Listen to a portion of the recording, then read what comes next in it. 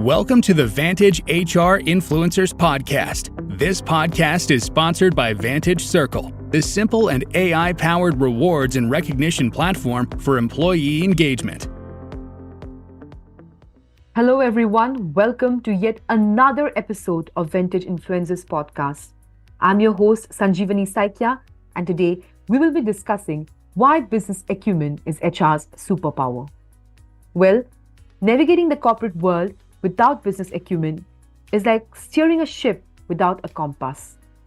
Business acumen equips HR professionals with the savvy to align talent strategies with company goals, make informed decisions, and speak the language of executives.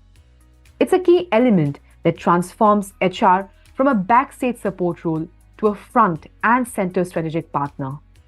So when HR masters business acumen, the entire organization benefits from a more cohesive and profitable direction. Understanding the significance of this, we have Shivanand Mohan with us today to delve deeper into this crucial topic. He is currently the Global Head Learning and Development, Talent Management, and Organizational Development at MSN Laboratories. So let's begin our conversation with him. Hi Shivanand, thank you so much for joining in today's conversation. Before we get into today's topic, why business acumen is HR's superpower, could you tell us a bit about your professional journey so far? Hi, thank you very much for inviting me on this podcast. It's a pleasure being here.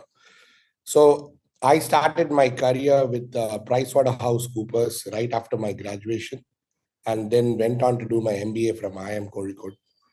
I've worked for organizations like Larsen and Toubro, Emaar Properties in Dubai, and now currently work for MSN Laboratories, which is a leading pharmaceutical major in the API space. I lead the leadership development and talent management practice in this firm, which has 15,000 employees. It is a privately held organization. I've meandered through various non-linear paths in my career, not a very traditional HR or an L&D career. I've dabbled into entrepreneurship. I've started my own travel firm, got some bit of success and failure. And then I started my own retail technology firm. And then I've also worked with the government of India in the National Skill Development Council, helping almost 1 lakh underprivileged kids all across the country of India.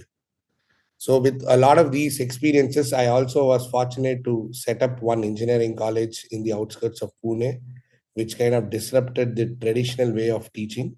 And I've always believed that technology can be the enabler to drive outcomes in a more efficient manner. I've always believed in futuristic thinking, trying to challenge status quo. And here I am in this role at MSN Laboratories, trying to see how I can impact my employees in a more meaningful manner. Wonderful. Thank you so much for sharing your journey with us. I really appreciate it. So with your permission, can we begin the conversation on the topic? Yes, please. Wonderful.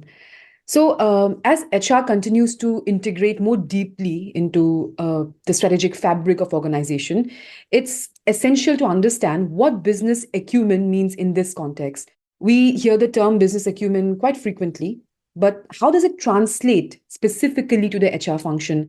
So can you start by explaining what business acumen means in the context of HR? So this question is a broad question in the sense I wouldn't restrict it only to HR. In fact, it applies for all the support functions of the business, be it a finance guy, supply chain person. Having the business acumen is critical because otherwise you would be seen by the business leaders as a very theoretical person. Very, very young in my career, out of my MBA, I used to churn out a lot of these management theories to my business leaders. And the first response I used to get was, don't show me your academic prowess over here. Let's talk business. So in my understanding, business acumen is a deep understanding of how your customer is purchasing your product. What are their needs?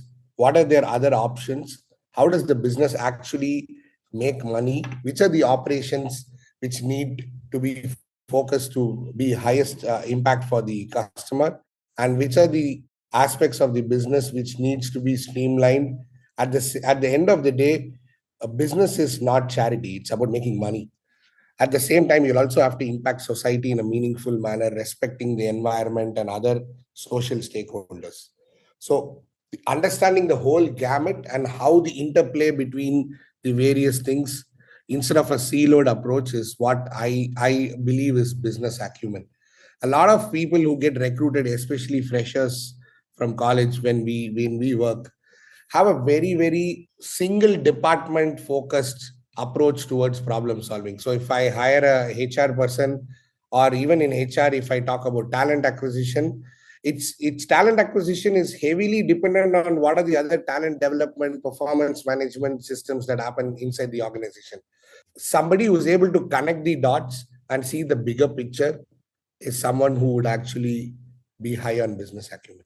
Yes. So, reflecting on the past, HR was traditionally viewed more as a support function, but it's pretty evident over the years this perception has shifted dramatically. Now, various factors such as globalization, technological advancements, and most importantly, changes in workforce dynamics have propelled HR into a more strategic role. So, I wish to know from you on how has the role of HR evolved over the years, and what factors have contributed to the growing importance of business acumen within the HR function?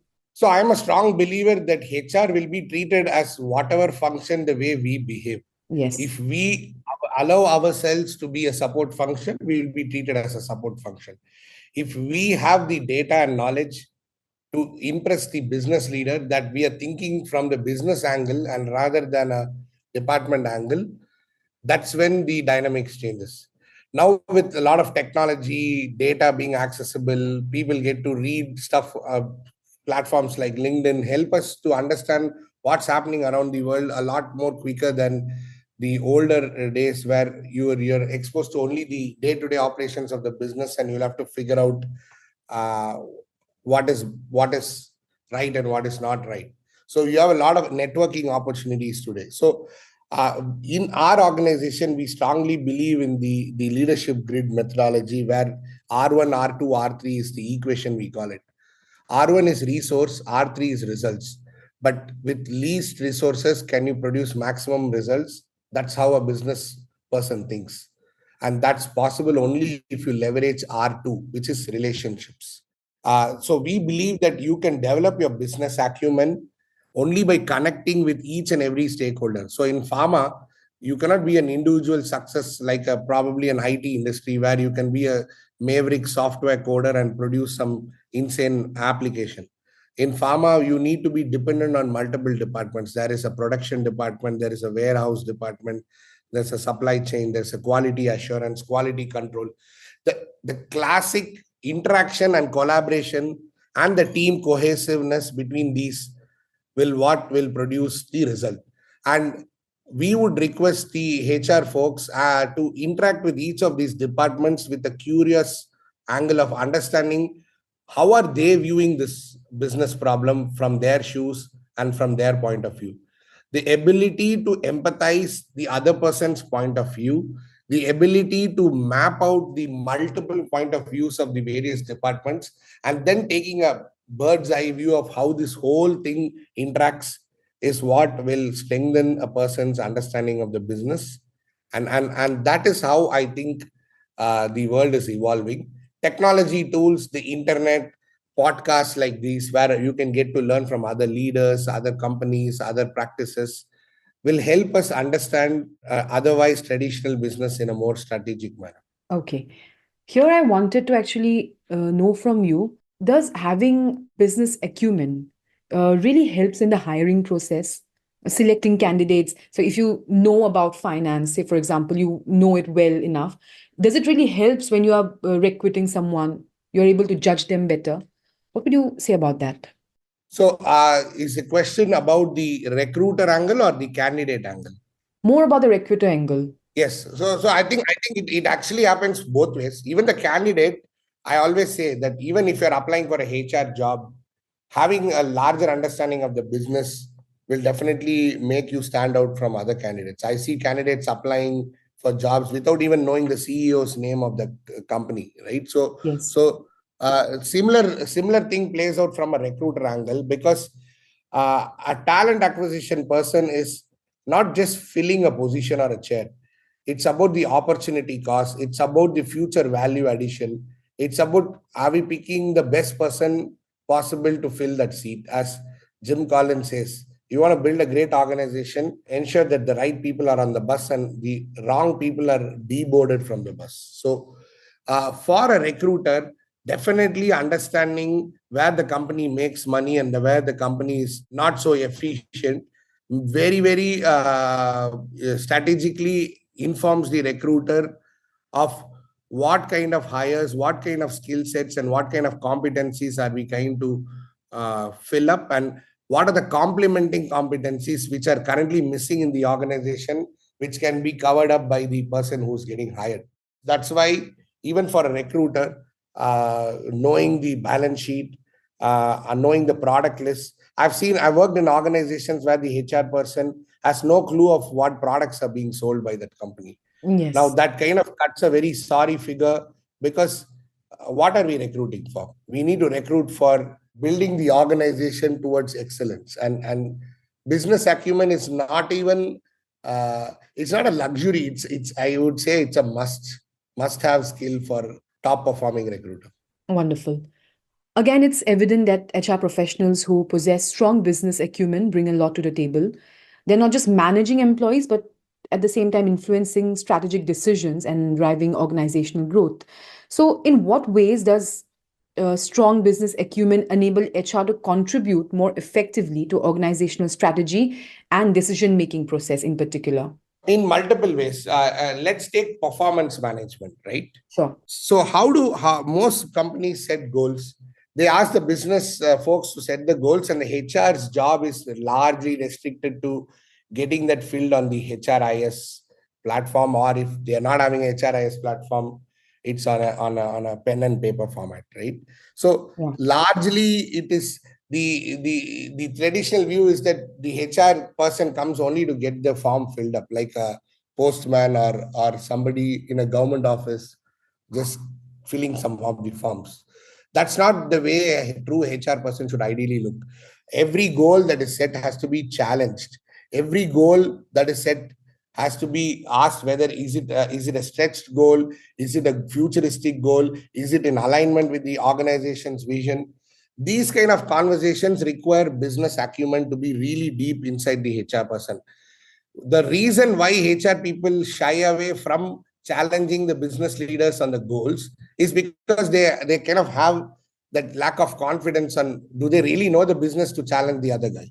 So that is why I feel this is only for performance management. You can take it across even talent development, right?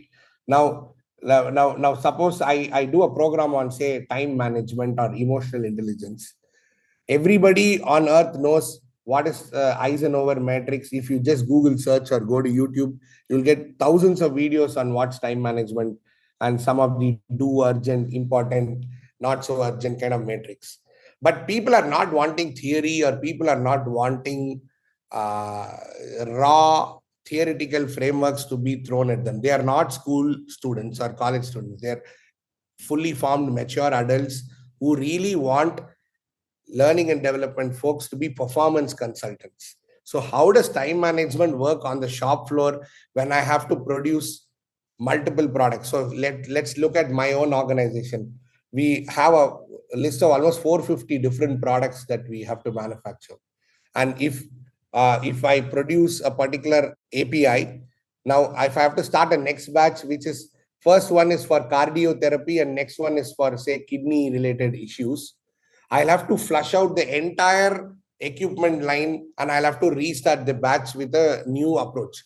Now, how do you manage multiple batches? How do you manage multiple products? How do you hit the deadlines? How do you adhere to the business requirements and the challenges coming from the marketing team? Contextualizing time management to these real ground level challenges is what would make a learning and development of a person more effective in the eyes of the business stakeholders, rather than just coming and throwing out a 2-day workshop on time management or 1-day workshop on emotional intelligence. It would be seen as a vanilla offering which has no embedding in the day-to-day operations of the business. And when that happens, people start taking the HR programs or the training interventions not so seriously and would like to avoid or not probably turn up for the programs. So like this in across multiple org structure, how do you design the org structure? Most of the times the org structure is basically it evolves very, very naturally, and the org structure is left for the company to figure out on its own through its own failings and learnings. A strategic HR person would actually understand the business deeply, see the interlinkages, see the redundancies, and understand the business very deeply before proposing an org structure. Yes. All these things play out at a very, very senior level in the org strategy and decision making process. Shivanand, now shifting gears, can you share some real world examples or case studies where HR's business acumen has significantly impacted a company's performance or direction for that matter? Sure. In pharma industry, we do something called the quality control checks before we ship out the product to the customer. Yeah. So I can give an example from my own organization where sometimes because humans are involved in the testing of the samples, there are a lot of errors that can happen. The errors can happen due to fatigue. The errors can happen due to boredom, can happen due to dehydration. People could lose focus because they're standing in the lab for last 2-3 hours. So many such silly avoidable errors happen in a chemistry quality control lab in any of the pharmaceutical firms that you can work for. So this entire space is called human errors.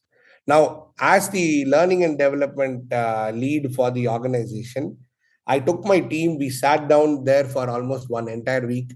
We actually mimicked the entire quality control testing by sitting through the experiments, the various activities that they perform. We documented them and we understood that most of the errors, rather than being a technical error, are more of behavioral errors. So we kind of married the concept of the behavioral intervention in a technical context and helped them mitigate such error risks. And we have seen that probably from 500 errors that happen in a month in a lab, the errors are probably reduced to less than 20 in a month. And our aim is to make it zero. Anyway, we have checks and balances to catch those errors. But each and every error is a time wasted, is a chemical wasted, is a sample wasted. It costs the business a lot of money. And hence, deeply understanding each and every experiment, the cost of performing that experiment, trying to avoid wastages by the HR person significantly helped reduce a lot of our overheads and hence improved our bottom line. So this is one such example where having a deeper business acumen, working along with the business, improved the company performance. And there are other areas like org design, org effectiveness. We've also done a lot of collaborative workshops called the one MSN workshop, where each of the departments have to be not optimizing locally for their department, but have to globally maximize for the company's interests. And without just rolling the intervention in one single day, we sat with the department heads of each of those departments, including support functions like IT, admin, warehouse, security, and then understanding the business. We brought in a workshop to help people empathize with each other. We introduced concepts like non-violent communication, where people could actually appreciate where the other person's unmet need is coming from, rather than dismissing it off as a deviation or a distraction. Thank you so much for sharing this example with us. Our listeners really enjoy when speakers share real life examples because they derive more value from it. They understand the subject matter in depth. So thank you so much for sharing this with us. Now, moving on, for HR professionals looking to build their business acumen, it can be challenging to know where to start. There are specific skills and areas of knowledge that can make a big difference in understanding the business landscape. So, according to you, what practical steps can HR professionals take to develop their business acumen? And are there any particular skills or areas that they should focus on to enhance their understanding and effectiveness? That's a nice question. So this is a question which actually has been asked multiple ways in multiple occasions. My single answer for that is network with the business leaders. Instead of sitting in the desktop or a laptop and working on a spreadsheet, please walk down the floor, go talk to the leaders. If 15,000 employees are there in my organization, my personal goal in the first year of my joining this company was I should at least know 1,500 people. It's not an easy task. It's you have to do a lot of hard work walking around connecting, because only when you connect with people you will get multiple perspectives and you will be able to connect the dots once you finish meeting all of these people. If you meet only certain departments or certain parts of the function, you will have a very skewed or a probably biased view of the business. The moment, that's exactly why they say the view from the top, right? The CEO or the chairman gets the view from all the aspects of the business and is able to take a decision more effectively. The HR person should aspire to be in the shoes of a CEO, try to understand the business from every nook and corner. You should have, in fact, you should, one of my former HR heads used to say that you should have an intelligence network, like how the intelligence bureau would have people all around the country. You should be able to tap into the grapevine, the formal and the informal ways of how an organization works, and people connected in every department of yours is very, very critical for you to first gather the data.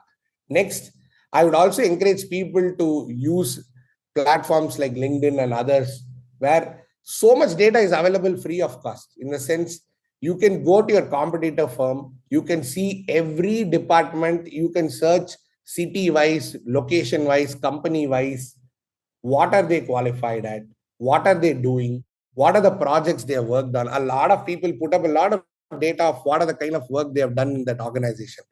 Gathering that external intelligence along with this internal intelligence will make you stand apart from the crowd.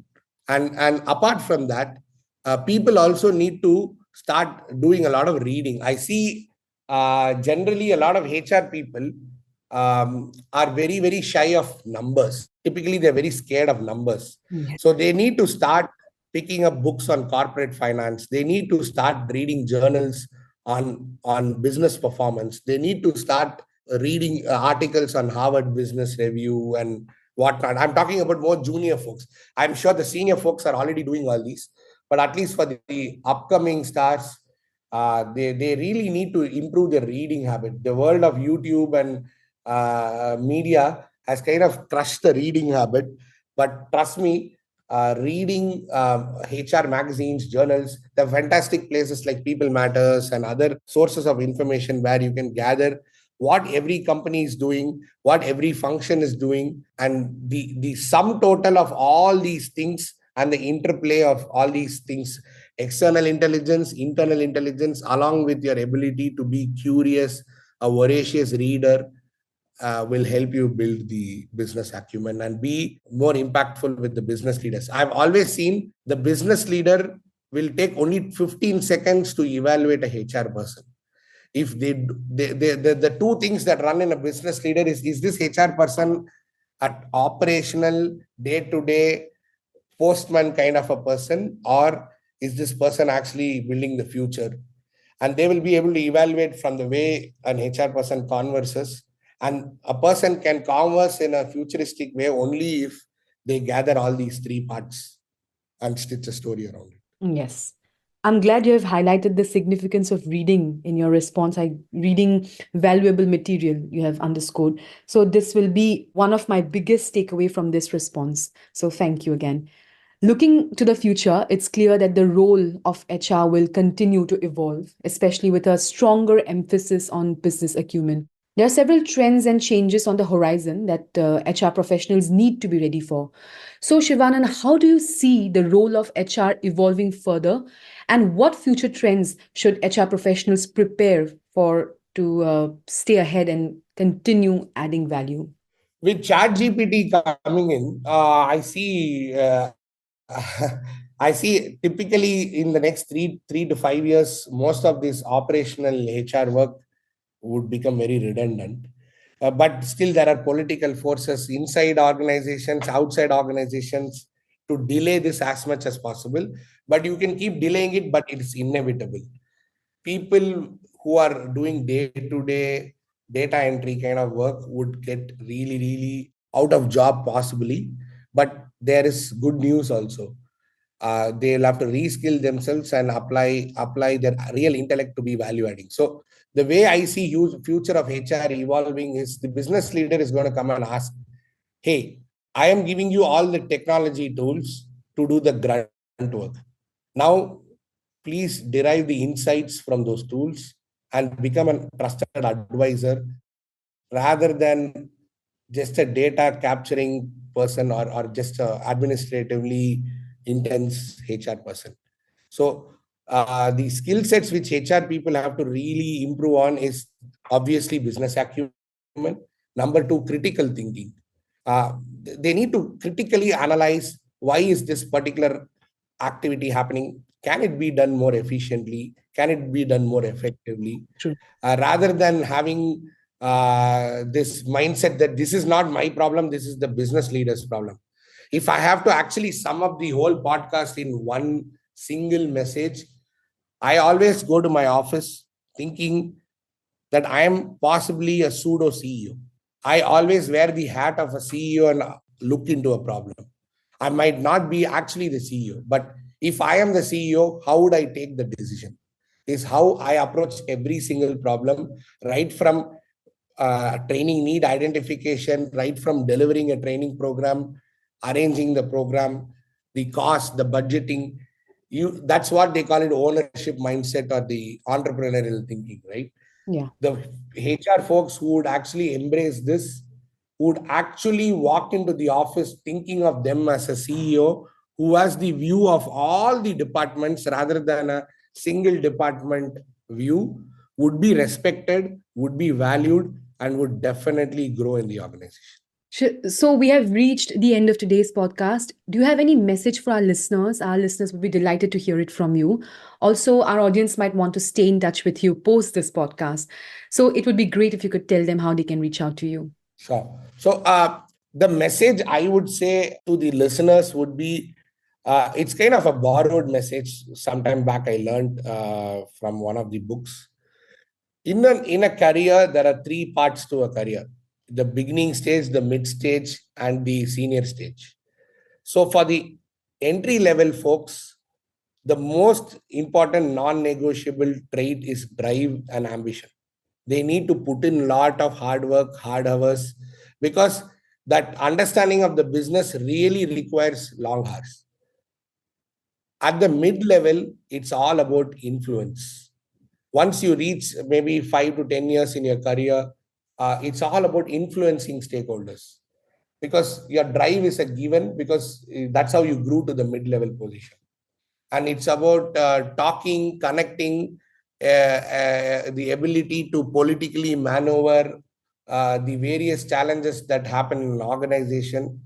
When I use the word political, it's not to be seen in a negative light. I recommend people to read the book Power by Jeffrey Pfeffer, where he talks about the real advantage of navigating organizational mazes. At the higher levels in the organization, it's all about judgment. Yeah. So drive, influence, and judgment. These are three things which a person really requires to be successful in a career. If one has all the three, there's no stopping. They could possibly be the next CEO material. And if one of them is missing, possibly they'll have to work on it. And as Marshall Goldsmith says, a person, for them to develop, they need to be first coachable. And coachability is defined by, do you have the courage to accept feedback? Do you have the humility to acknowledge the feedback? And most importantly, do you have the discipline to work on the feedback? Only when you have courage, humility, and discipline would you actually work on the feedback given by your stakeholders, and you will be on a development journey. So that's possibly the message. I'm available on LinkedIn. Shivanand Mohan is my name. And also my email ID is shivanandmohan01@gmail.com. Thank you so much, Shivanand. Thank you for joining us in today's episode.